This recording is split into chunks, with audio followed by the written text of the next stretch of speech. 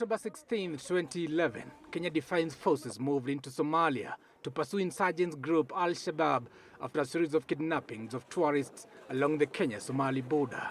Kenya Defence Forces were later formally integrated and served under AMISOM in 2012, and the Kenya Somalis couldn't be happier as they hoped that their brothers and sisters' country could be reclaimed from the deadly insurgents.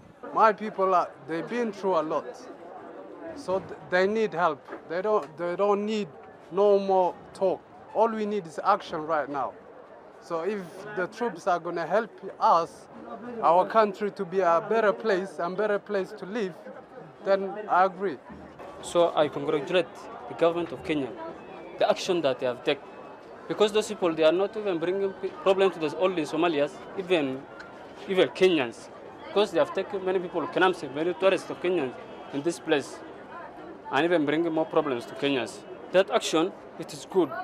Thousands and thousands of innocent Somali citizens have been killed and brutalized by the Shaabab militia that has seen the military operation last till to date. 8 years later, with the success reported over the years, AMISOM are reportedly working on an exit strategy, famously concept of operations abbreviated as CONOPS 2021. The Somali Chief of Defence Forces, General Dahir Adan El, in an exclusive interview, told me that Somalia forces were now ready to fight Shaabab militia and manage the country's security on their own. Somalia is ready by 2021 and even earlier. And if after the support that we give the international community and AMISOM, Somalia will be ready to take over the responsibility of security, and that will assure you that we will actually commit it to international, to show the international the commitment they're giving us, and the results you will see in 2020 that we will take over our responsibility. But just a few months later, on 12 July 2019, things took a swift turn of events. A suicide bomber rammed a vehicle loaded with explosives into the Medina Hotel before several heavily armed gunmen forced their way inside, shooting indiscriminately. 26 people were killed and 56 injured, including the mayor of Mogadishu, in a 12-hour attack by Al-Shaabab jihadists on the popular hotel in the southern Somali port city of Kismayo. A prominent Somali-Canadian journalist, Hodan Nalai, also perished along with her husband. The victims also included several foreigners, 3 Kenyans, 3 Tanzanians, 2 Americans, 1 Briton and 1 Canadian. It was the largest coordinated attack by the Shaabab militia in Kismayo since 2012, when it lost control of the city. On 6 August 2019, the Somali authorities confirmed that the mayor of Mogadishu had succumbed to injuries a week after being seriously wounded in an Al-Shaabab suicide attack at his office that also claimed the lives of 6 others. Thousands of Somalis across the region have continued to perish as a result of the heinous acts of Somali-based Shaabab militia. According to the special representative of the chairperson of the African Union Commission for Somalia, Ambassador Francisca Madeira, one of the biggest challenges AMISOM have continued to face is lack of a strong Somali force to hold on to the reclaimed towns. We can liberate these towns and cities, provided that there is somebody to hold on to them.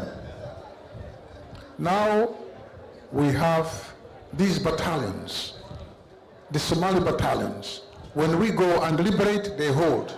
We go and liberate, they hold together with us. But at the same time, after some time, they allow us to continue, to go ahead. And this is what we could not do.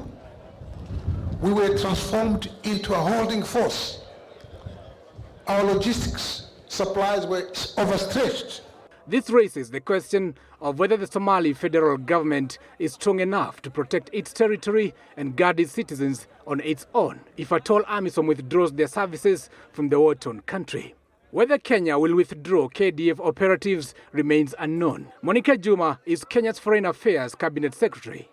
Well, you will know that that is a condition-based situation according to the decision of the UN Security Council, and there is always regular review of the situation on the ground. And so as we proceed, we will know the right time for exit of AMISOM. Enoch Makanga, a renowned Kenya security consultant and a member of International Police Association Kenya section, in an interview told me the situation in Somalia is extremely dire and the country could possibly go back to decades of war if at all AMISOM removes its troops from Somalia. There are areas where Al-Shaabab has full control, like the area around the Shabelle River.